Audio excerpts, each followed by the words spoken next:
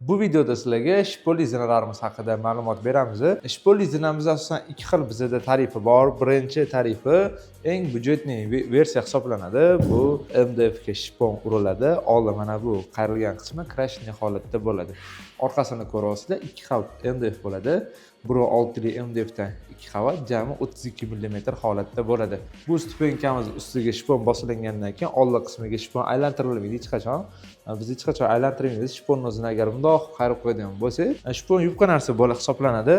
Mana bu narsa shipon. Shipon o'zi nimaligini tushuntirish uchun mana shu narsa qog'ozga o'xshagan holatda bo'ladi.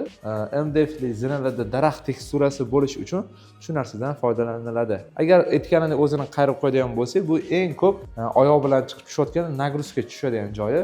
Shipon ko'p ishqalangandan keyin yoki qayrilib bosimga tushgandan keyin sinib ketish, yorilish va rangi o'chish ehtimoli oshadi. O'shaning uchun biz bu yerda krashniy holatda qoldiramiz. Endi buni sal qimmatroq yechimlari bormi, yaxshiroq deydigan bo'lsak, bor. Mana bu kichkina abrezivda ko'rishingiz mumkin.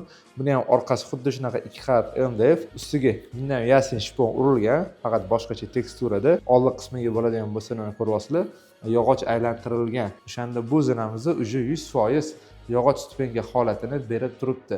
O'sha yog'och aylantirishimizning sababi aytganimdek shiponni emas, yog'och mana ko'ryapsizlar, alohida qo'yganmiz bu yoqga. O'shanda bu yoqda nagruzka tushsa ham yog'och hech nima qilmaydi. Uzoq yo'l yaxshi xizmat qilish imkoniyati paydo bo'ladi.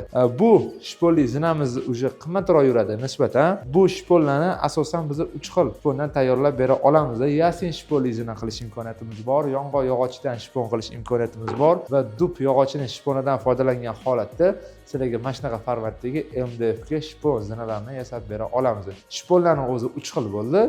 Stupenkalarning tarifi bo'lsa 2 xil bo'ldi. Bitta arzonroq, bitta qimmatroq. Agar narxlari haqida ma'lumot olmoqchi bo'lsanglar, bizning mana shu telefon raqamlarimiz bor. Ularga ham aloqaga chiqsanglar bo'ladi. Bundan tashqari opsionaldan yozib qoldirdik. Telefon qilsanglar, arzonroq va qimmatroq versiyadagi shipolli zinalarimiz narxlarini va aynan sizning uyingizga nech pulga tushishini hisoblab bera olamiz. Agar siz bizning kanalimizga obuna bo'ladigan bo'lsangiz, mana shu turdagi zinalarimiz haqida batafsil ma'lumot olsangiz bo'ladi. Hozirlarga 2 xil stupenka ko'rsatgan bo'lsam, bundan tashqari 5-6 xil stupenkalarimiz bor. Mana shu kanalga obuna bo'linglar. Xudo xohlasa sizlarga eng foydali ma'lumotlarni berib boramiz.